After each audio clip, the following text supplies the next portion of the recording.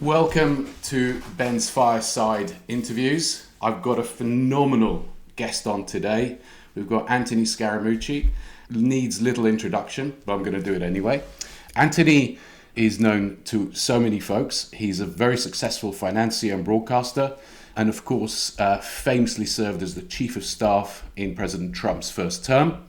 Anthony is a Tufts and Harvard alumnus and started his finance career at Goldman Sachs. And in 2005, Anthony founded Skybridge Capital, which we'll talk about, and now runs the firm day to day. Anthony's also continued his broadcasting activities across multiple platforms, and you often see him as a regular contributor to many a global news channel. So welcome, Anthony. First of all, it's great to see you, and thank you for having me on. I love your set, by the way. Looking good, looking sharp. Thank you very much. So let's get straight into it. And what I really want to talk about is obviously the big elephant in the room is what's happening with Iran. I don't want to ask when you think it's going to be over, but how it's going to be over. What does the world look like when this is done? Listen, I have a point of view, so I'm going to share it with you if you don't mind, and then I'll make a prediction. But Please. My point of view is I wouldn't have done it. I think our Gulf allies didn't want them to do it. We've now done it. And I think it's opened up a seam of hostility that now has to be totally addressed. So all the Gulf allies are now for finishing the job. Jamie Dimon, Larry Fink are for finishing the job. And so now we have to define what finishing the job is. And so the president last night used the bomb the Stone Age. I don't like those terms, by the way, when we're talking about other human beings. But I think he made that speech because he's wanting to let the Americans know he needs 3 or 4 weeks of continual bombing until he's further degraded the place. So I wish he would stop saying he's wanted and took out the Air Force and did this and did that, because it loses credibility after a while. And so you're going to have 3 or 4 more weeks of aggressive bombing, and then we're likely going to put ground troops in place. And then we're going to call the Chinese and we're going to say, listen, if you don't, this is a satellite state of yours at this point. You're their number one economic partner. You're getting 40 to 50% of your oil from them through this strait. We're here now. We've got our ground forces in place. And if you don't come in and you don't help us secularize this government and help us find the uranium in this country, we're shutting off the oil. And that's going to be a big problem for the world if that happens. But that's the move that the president and the Pentagon is making right now. And so I hope it doesn't go that far. I hope we get to a resolution, perhaps J.D. Vance, et cetera. There were reports this morning that the Israelis are bombing the people that J.D. Vance is talking to. I don't know if that's true, or I don't know if it isn't true. But I think what is true, the Israeli interests here have diverged from the American interests. And I'll take the Israeli position for a second. I think they have been under threat from Iran for 47 years. I think they have been victims of terrorist sponsorship, state-sponsored terrorism in the region, the paramilitary groups in Iraq, Hamas, Hezbollah, all being funded by Iranian oil and Iranian radicalism. And again, people don't remember this. They try to gloss it over. But right there in the Constitution of the Iranian Republic is the projection, exportation of their fundamentalism and their radicalism. And then we want to wipe Israel off the map. If you're the prime minister of Israel, you've got to be protective of the country. We can argue about methods. Okay, I love Jews. I'm a Philo-Semite. I grew up on Long Island. I've been to more bar mitzvahs than christenings. And I'm also Italian. So every Jew that I know knows that I love them. Okay, I have no problem. But that doesn't mean you can't be critical of certain aspects of the Israeli government in terms of processes. So to me, I would like to see a convergence now of the Israeli government and the American government on this issue. Let's get to a secular Iran. Let's denuclearize Iran, or make it such that we're comfortable that there's not a nuclear threat. And so people be mad at me for saying this, but I'm with the president on that. I don't want to have a bomb. because look at what happened Yeah. on October 7th. They probably would use the bomb. Okay, so I don't want them to have the bomb. Yeah. I probably wouldn't have gone about it the way that we went about it, but you want to know what? We went about it that way. And so that's what I think is going to happen, and that's going to sludge up and slow down the markets, Ben, for the next 3 or 4 months.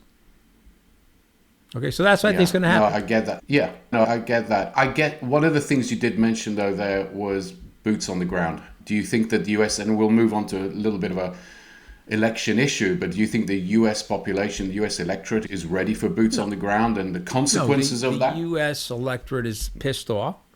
He's got a 34% approval rating, which means that he's basically down to his base. They don't like it. They don't want it. And he's moved the goalposts on a lot of people because all prices are up in the U.S. He campaigned on affordability. The tariffs plus the energy shock knocked the prices up. He campaigned on no more forever wars. He's in a forever war. This is not going to end abruptly. People want this thing to end in a few weeks. They're in some level of denialism. Wars don't end like that. Rumsfeld said we'll be 6 weeks in Iraq. 11 years later, we're still in Iraq. So you have to know that the people are frustrated. The independents are frustrated. But we're talking politics now on your show, so I'll share this with you. I know Trump a long time. His attitude is he's not running for re-election. Something is motivating him to do this. We can talk about all the different reasons. Some of them could be getting the gun off the bird of other things that people were focusing on. Whatever. He wants to do this. Approval ratings down. He'll probably lose the House. I don't think he'll lose the Senate. He may lose the Senate, but it's not going to be impeachable. He'll pardon himself on the way out, so he doesn't care. And to me, I just want there to be peace but I also, because I want Israel to survive. I believe that Israel has the right to survive, and I believe that Israel has the right to be a nation, and so they need to be in a peaceful family of nations. And I think the Gulf states and the secular Arabs understand that they could do business with Israel and they can have peace with Israel. And that was the whole genesis of the Abraham Accords. And by the way, one could argue here that the Abraham Accords has caused this because the Iranians, they gave the signal to Hezbollah, go in there and attack Israel. Saudi's about to recognize Israel. We can't have that happen. And let's see if we can flip over the apple cart. And the apple cart's flipped over. So this is affecting the markets. It's going to affect inflation. It's going to slow down the Fed's ability to cut rates. This keeps up, they'll likely raise rates.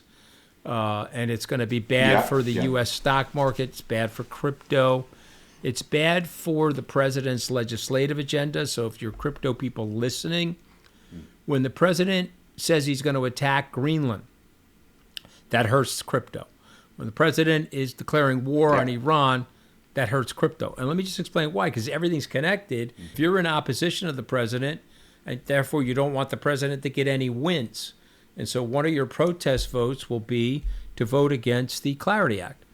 And so that's what's going on, and that's why those bills are not going to get done, unfortunately, and we're going to have to wait another 2 to 4 years to get those bills done. And that's unfortunate, but that's where we are now. And by the way, as your viewers and listeners know, we have to deal with the world the way it is, not the way we want it to be or the way we think it should be. That's not how the world works. Yeah. No, absolutely. Let's pass through some of those issues that you brought up there. So the first one is, it feels like the House is gone for the Republicans. As you say, the Senate is on tenterhooks in terms of there's 3 or 4 potential weak seats. He Susan could Collins, lose in et cetera, Texas, by the way, because Tallarico is a very formidable guy, Right. and he's going with, remember, Cornyn was 99% for Trump. 99. Yeah. Okay? Think about that. But 99 can't be enough. No. So let's assume it's a neutralized Senate. Does this mean, though, that we are in lame duck territory? Does he care that the next 2 years it's really about executive orders? Let's delve a little bit deeper into what's left. He is a legacy man, no? He wants to leave something and not be remembered for 2 years worth of He's not nothingness. a legacy man. Then you don't understand him. Okay. He doesn't give a shit about his legacy. He wants to make money. He cares about attention. He cares about making money. Fair. Those are the only 2 things. When he's dead, he doesn't care. And I'm going to tell you who he wants to be his successor, since now we're talking politics. You want to know who he wants to be? Gavin Newsom. That's who he wants to be his successor. Yeah, he doesn't want anybody else because you guys were nobodies before I got here. And you're going to be nobodies again. Yeah. And by the way, Dan Crenshaw, a Army vet, lost his eye in combat 99% of the time. 99% of the time. He voted with Trump, and Trump blew him out, got a MAGA right guy to the primary. So that's how this stuff's going to go down, and Trump doesn't care. And if you thought Trump cared, I am really telling you that he doesn't care. And so the next 2 years will be about making money for himself and figuring out ways to keep the plane that the Qataris gave him and the other stuff. And then in terms of the economy, you said that you felt that this war is going to continue for not a lot longer, but a few months longer than people certainly expect.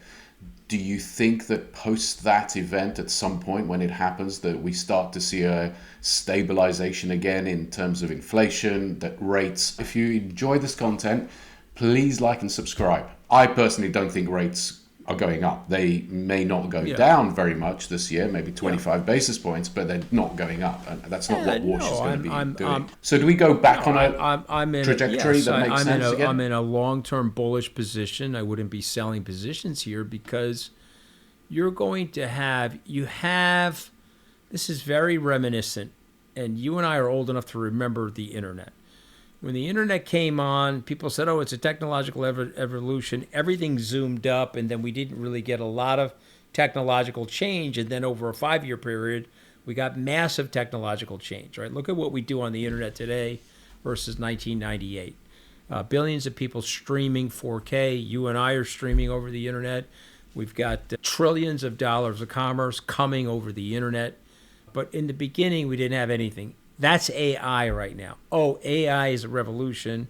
We have a 250 IQ person on our phone that we can ask questions to that will give us smart, witty answers. But that's going to unleash a massive amount of productivity. And what you know and I know, productivity is deflationary. Productivity pushes prices down, not up.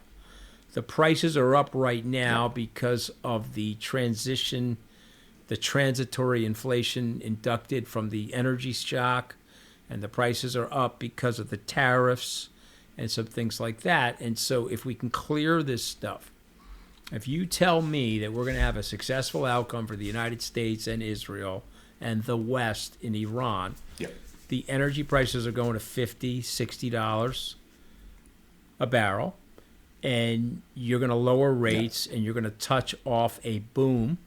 And I think you would be really short-sighted if you exited your equity positions right now, because maybe you are, but sir, I am not. I am not smart enough to know when to get back in. And so I'm long my positions. I'm long my crypto. I'm long my stock positions.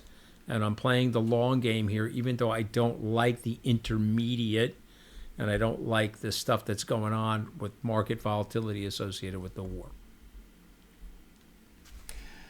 Let's go a little bit longer term now and think about, you mentioned really interestingly about the Gavin Newsom effect, that Trump doesn't want necessarily anybody to create their image of the Republican Party post his leaving. So let's assume 2028, and it's not very far away, that we come along and we have a Democrat sweep, Gavin comes in or whoever else. And what is the U.S. geopolitical world? How does the U.S. fit into this geopolitical world at that point? Is it still isolationist? Is it still about American exceptionalism? What goes on? Okay, such a great question. So Gavin specifically will try to re-engage the European alliance. Gavin specifically is a Clintonian, Bill Clinton Clintonian, Democratic Leadership Council Democrat at this stage in his career. And Gavin Newsom has realized that some of the woke things and the hard left things that he's done in California have failed the state. And he probably got pulled too far to the left by some of the hard left in the California legislature. And he also knows that the country's not ready for that hard left AOC Zoran Mandani sort of stuff. So I see him as a return to something a little bit more normal if he should win. But I think there's something else that has to happen, actually. I think we need something transformative. I think there are two things that have run amok in the society. And if Gavin got the job, or you got the job, or you pick somebody, I would want somebody to think outside of the current duopoly, the current one-party system known as Republicans and Democrats. They've hijacked the country. Yeah. And so we would have to figure out a way to end or make more fair gerrymandering. I think we need a full abolishment of Citizens United. And just, I'm going to digress here for a second, but I want people to really understand this point. There's a very famous Supreme Court case called Plessy versus Ferguson, late 1800s. Case was about racism. And the Plessy versus Ferguson, the court said that you can have separate but equal institutions for blacks and whites. And that ignited the exponential segregation. It deepened the racism, deepened the wounds. You had lunch counters where blacks couldn't sit at them, water fountains, etc. Schools were separate, everything. And it took 80 years to end that. Brown versus Board of Education in the 1950s ended the Plessy versus Ferguson. Yeah. Citizens United is a separate but equal case for the American democracy. And so just to let your viewers and listeners know, in January of 2010, Justice Scalia said, hey, you got unlimited money. It's your First Amendment right. Blow it on anything you want politically. And what's happened is we've gone 7-1 now on big business, big billionaire, big pharma, big food donations to these politicians and the policies, 7-1 in 16 years. And our legislative agenda has now skewed completely towards that, including corporate welfare. You know, this country does believe in socialism. Let's just talk about what it is. Agribusiness socialism, bailouts for the banks, big corporate subsidies in certain areas of the country. We believe in that. We don't believe in giving direct payments to poor people. That we don't believe in. But we got to stop that. Okay, and so to me, if Gavin gets the job, I'm hoping there'll be some return to some normalcy. I'm not in love with the comments that he's made recently about Israel, by the way, just again me, because I'm not in love with those, because I think they have been a formidable and generally faithful ally, like every ally, not without some imperfection and like some ups and downs. But I think we need them in the region. And I think there could be a golden age in the Middle East if this thing gets resolved.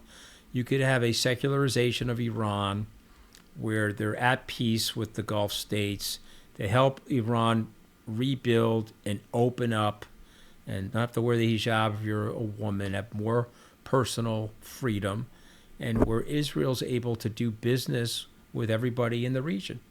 I don't understand why we can't get to a situation like that. And I don't like Gavin saying because there's a high level of anti-Semitism on social media and there's a high level of, believe it or not, left-wing and right-wing anti-Semitism in the country. Yeah. And I don't want our politicians to fall victim. But that's not good leadership. Leadership is telling people where we have to go. You can have weather vanes. Yeah. You can have thermometers as leaders where they sense the heat in the country, reflect the heat, or you can have thermostats where it's okay, it's hot in here, but we got to go to 18 degrees Celsius, 68 degrees Fahrenheit. Yeah. Here I'm going to punch in the coordinates and I'm going to bring the temperature down to that. Do you follow what I'm saying? Absolutely. And I guess one part of that creates these emotions. It does come down to money. There is an issue around sort of fiscal discipline in the US, and always has been, and it's getting worse. And that's creating this sort of social polarization.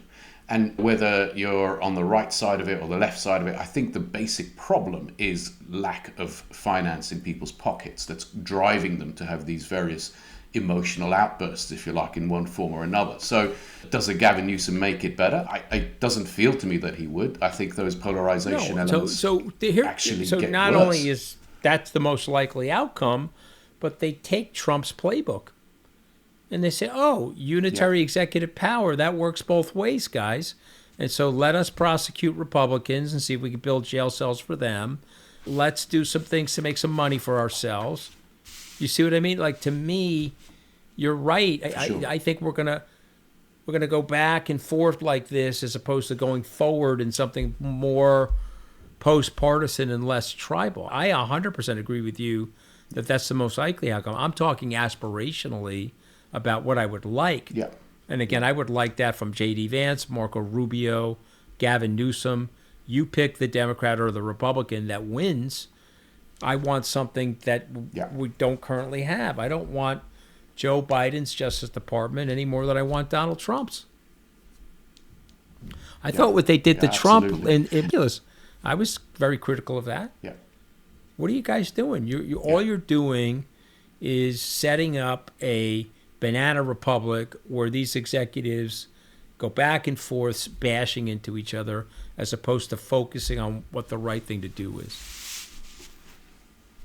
Absolutely. And do you think that in that world, the sort of post-28, that the MAGA movement remains? Or does it go by way of the Tea Party, if you like, and it just becomes another historic kind of hillock in the world? That movement will leave DNA. It'll leave genetic remnants into the future of the Republican Party.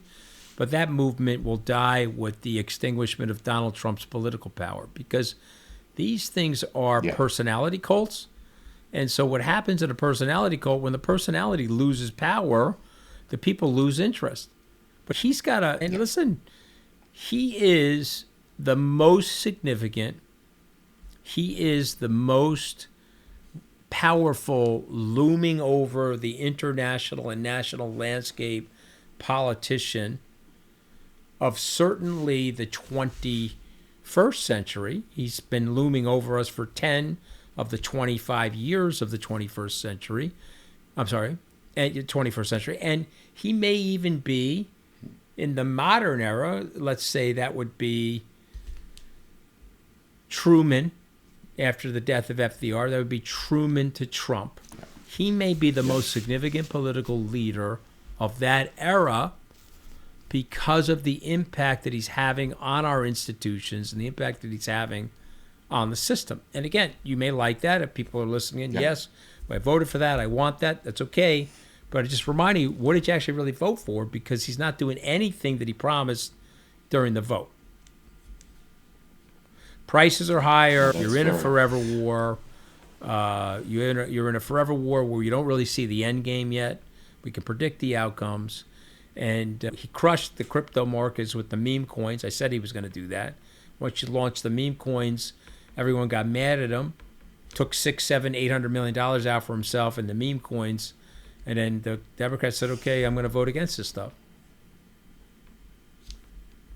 Let's change subjects a little bit here and talk around AI. A very good friend of mine made the point that for places like the UK that are effectively recipients, if you like, of the AI effect, i.e. the jobs are replaced, but the actual beneficiaries are the large corporates that control those large learning models. And so therefore, the profit rises up and goes off to the US, and everybody else actually starts to suffer not only the unemployment effect, but the cost of the unemployment. So to me, it just suggests from an economic or investment perspective, the US is actually a huge beneficiary, but is also the center of the investment pool, if you like, going forward for some years to come. You are by far away the winners. I think that's very well said and very likely.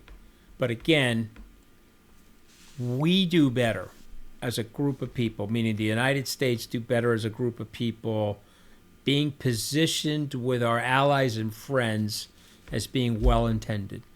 You want to screw up the Vietnam War? No problem, we got you. You got reasonably out of the Korean War. Look at the economic oasis in South Korea. Give you guys a lot of credit for making that happen. You protected Europe from the scourge of the Soviet Union. We're going to give you some credit for that. Okay, those air bases in Germany, NATO, you really helped us protect ourselves from the hegemony of communism. We're going to give you a lot of credit for that. So we're better, and Fareed Zakaria said this better than me, but this is what he said. He said that like it's a unique country where it's a very large economic and military superpower, and Rome didn't have this, Great Britain did, other people didn't have this, where you were able to develop these incredible alliances, where the alliances were based on trust and not might makes right intimidation. And so we're better when we're in that situation. We're not as good when we're banging the drums saying might makes right. We're going to do whatever the hell we want. And we're going to talk about bombing people into the Stone Age. And we've got people excited, like the Secretary of Defense, who calls himself the Secretary of War, where we're war fighting and saying all the stupid nonsense. We're not better, because people look at that and say, it's not good. And then they start developing alliances away from us. You see what I mean? And I think it's it's very dangerous. And by the way, Trump wants to challenge the rule of law in the United States. All right, go ahead and do that. You'll raise the risk of investing in the United States if you do that. Because if people invest here, because it's a decentralized system, nobody really has the power. The courts will uphold property rights, even if a foreigner owns the property rights. Okay, you want to challenge that? Okay, you're going to hurt the capital markets here. Okay, you want to take away birthright citizenship. So Marco Rubio will have to give back his passport. Neither one of his parents were American citizens when he was born here. So Marco, Secretary, say, got to get back your passport. But let's say the Supreme Court agrees with Trump, and they do that. Now you'll have children born in the country that won't be citizens of anywhere because their parents' citizenship from the prior country may or may not oblige to them. And so now they can't work, they can't find jobs legally. I know you're trying to prove a cultural point to your base. You hate black and brown people, I got that. And you don't want anchor babies, and I understand that. But you're going to do something that is so unintended and so destructive to the culture of America to prove your points. But I don't think that was the point. I know he knows he's going to lose that case. I know he knows he's going to lose that. He's doing this to fight the culture war. He's doing this to solidify his base, that he's willing to do anything for them to make a point. And he's doing this to call into question and make sure that everything that's in the Constitution is now negotiable. That's what he's doing this for. Okay, so that you know, sure. And he can then blame SCOTUS. Exactly. Absolutely. And then he can blame SCOTUS 100%. When it goes wrong. So that's it. Yeah. Tell us a little bit about Skybridge, what you're doing there, what sort of products you guys are looking at. What's your vision? Look, we got a couple of products. We have a crypto product. We have a fund-of-funds product that has some digital assets in it. And we have a product whose acronym is SURF, which stands for Skybridge Unicorn Return Fund. We've developed deep access to late-stage pre-IPO companies. And so we participated in Astor Labs. We own a very big position in Anthropic. We had a position in XAI and SpaceX. Those merged. We owned things like Chime and Klarna. We got this great company called Epic Games, which makes Fortnite. They did a deal with Disney. We tagged into that deal with our fund. So we have a selection of late-stage private companies that are very hard to get access to generally, that we've been able to get access to for our customers. And we've had a couple of exits so far that have been legendary exits. And we have a few in the pipeline, including ChatGPT, Anthropic. The crazy thing about Anthropic is that it'll probably be worth more to Skybridge than Skybridge. Our Anthropic equity position will probably be worth more than Skybridge. And it just goes to show you that you should have some of these unicorns in your portfolio. And this is a way for our clients and friends of ours to access these companies. And that's the business that we're most focused on right now because it's a hot business. But those other three businesses are doing well. The firm's 21 years old. I've never been the day-to-day investment officer. My law school classmate, Brett Messing, and my partner, Ray Nolte, are the co-chief investment officers.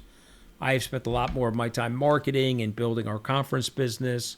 I am on the investment committee. I do weigh in once in a while, but that's mostly to say no to something that I don't like. It's not really... Look, so I'm doing this my 39th year in the business. Successfully sold my first business to Neuberger Berman. This business just celebrated its 21st anniversary last month. And I hopefully I'm taking enough supplements where we can go another 21 years. I like the business, so we'll try to stay in the business if we can. Absolutely. And then as a sort of a final and a concluding thought about the next sort of 5 to 10 years, it's a typical kind of interviewer's nonsense question, but I'll ask it anyway. What is the one challenge you think that the US has that's really going to stop it in its tracks potentially? And what's the biggest opportunity as a country? The challenge is always what Lincoln said. The adversaries from the outside aren't going to kill us. It's the adversaries from the inside. And so, but I'm going to say this to you because you're European and I think you'll understand this. So it's a very young country. I'm not saying that's a bad thing.